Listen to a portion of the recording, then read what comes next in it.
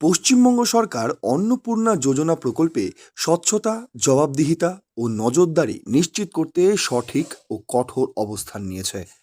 যোগ্য মহিলাদের মাসিক ৩,০০০ টাকা সরাসরি ব্যাংক অ্যাকাউন্টে পৌঁছে দেওয়ার পাশাপাশি ভুল তথ্য দিয়ে বা জালিয়াতি করে সুবিধা নেওয়ার চেষ্টা করলে আইনানুগ ব্যবস্থা ও জেলের ঝুঁকি রয়েছে বলে স্পষ্ট সতর্কবার্তা দেওয়া হয়েছে।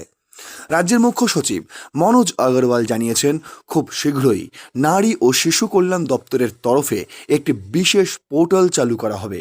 ওই পোর্টালে ঢুকেই সাধারণ মানুষ জানতে পারবেন তাদের নির্দিষ্ট এলাকায় কারা কারা অন্নপূর্ণা যোজনার সুবিধা পাচ্ছেন।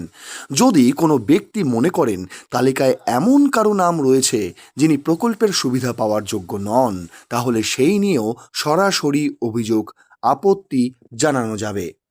মুখ্য সচিবের এই ঘোষণার পর মুখ্যমন্ত্রী শুভেন্দু অধিকারী একাধিকবার স্পষ্ট ও কঠোর অবস্থান নিয়েছেন। তিনি বলেছেন, ১,৬০,০০,০০০ আবেদনের মধ্যে প্রায় ২৬ লক্ষ ফর্ম বাতিল হয়েছে। এর মধ্যে অধিকাংশ ক্ষেত্রে আবেদনকারীদের নাম ভোটার তালিকায় নেই, তারা অবৈধ অনুপ্রবেশকারী, মৃত ব্যক্তি, ডুপ্লিকেট বা অন্যান্য অযোগ্য। সরকারি টাকা অবৈধ অনুপ্রবেশকারীদের জন্য নয়, এটা ক্রিস্টাল ক্লিয়ার। ভারতীয় ছাড়া কাউকে অন্নপূর্ণা যোজনার ভাতা দেওয়া হবে না। পূর্ববর্তী লক্ষ্মীর ভাণ্ডারে ব্যাপক জালিয়াতি হয়েছে, এখন সেই অনিয়ম বন্ধ করা হয়েছে। যোগ্য মহিলাদের টাকা দ্রুত পৌঁছে দেওয়া হচ্ছে। ইতিমধ্যেই ১,১০,০০,০০০ বেশি অ্যাকাউন্টে টাকা ঢুকেছে, বাকিরাও শীঘ্রই পাবেন।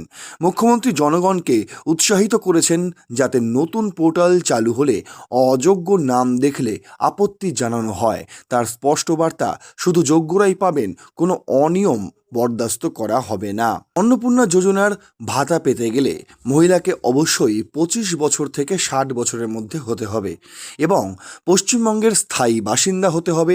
নির্দিষ্ট আয় সীমার নিচে পারিবারিক আয় হতে হবে এবং ভোটার তালিকায় নাম আবশ্যক থাকতেই হবে।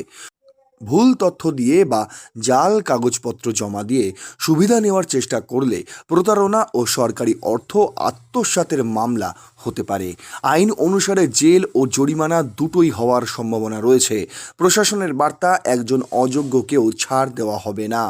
এই কড়া পদক্ষেপের মাধ্যমে সরকার জনগণের করের টাকা সঠিক প্রাপকের কাছে পৌঁছে দিতে বদ্ধপরিকর। নতুন পোর্টাল চালু হলে স্বচ্ছতা আরও বাড়বে এবং জনগণ সরাসরি অনিয়ম রোধে অংশ নিতে পারবেন। অন্নপূর্ণা যোজনা এখন শুধু একটি কল্যাণমূলক প্রকল্পই নয়, এটি সততা ও জবাবদিহিতার পরীক্ষাও। যোগ্য মা বোনেরা নিশ্চয়ই অন্নপূর্ণা যোজনা পাবেন, আর যারা অনিয়মের চেষ্টা করবেন তাদের জন্য আইনের কঠোর হাত অপেক্ষা করছে। সতর্ক থাকুন, সঠিক তথ্য দিন এবং অনিয়ম দেখলে পোর্টালে রিপোর্ট করুন। জনগণের টাকা সঠিকভাবে ব্যয় হোক, এটাই সবার কাম্য।